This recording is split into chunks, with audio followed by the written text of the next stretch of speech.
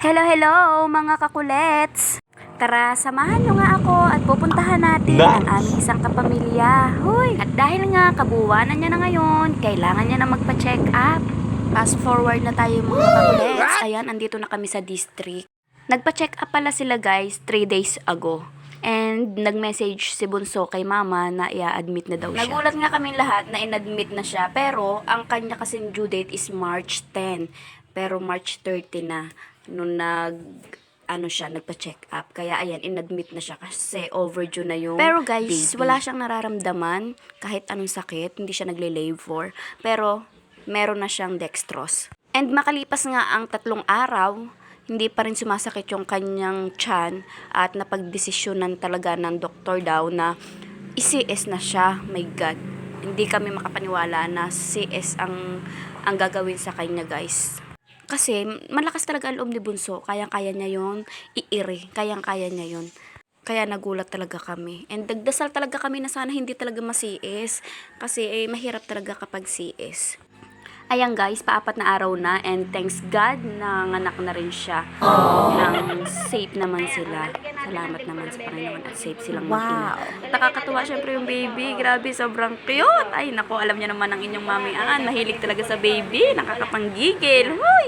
Pinipindot-pindot ko guys yung pisngi niya kasi para magka-dimple siya. Kasi sa amin talaga, kapag bago labas, pinipisa namin yung mga pisngi ng baby.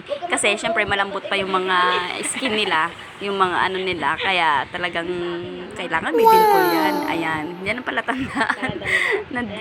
Pinisil-pisil ko siya. Nakakapanggigil talaga. Uy! Ang cute-cute na guys. Grabe. At dahil nga mahilig ako guys sa mga baby, sa mga bata, ay kayang-kaya ko talagang buhatin yung mga yan. Hoy! Kahit matagal na akong hindi nakakapanganak. Pero parang gusto ko ulit mga baby. Hoy! Hindi. Wala pa yung gagawa. Hoy! Grabe siya.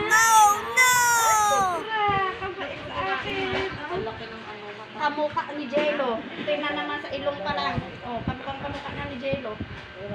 Oh. Naku po, ay hindi pa sa kanila. Kailangan kasi ng indoon. Dapat tayo, ako nandito pa rin.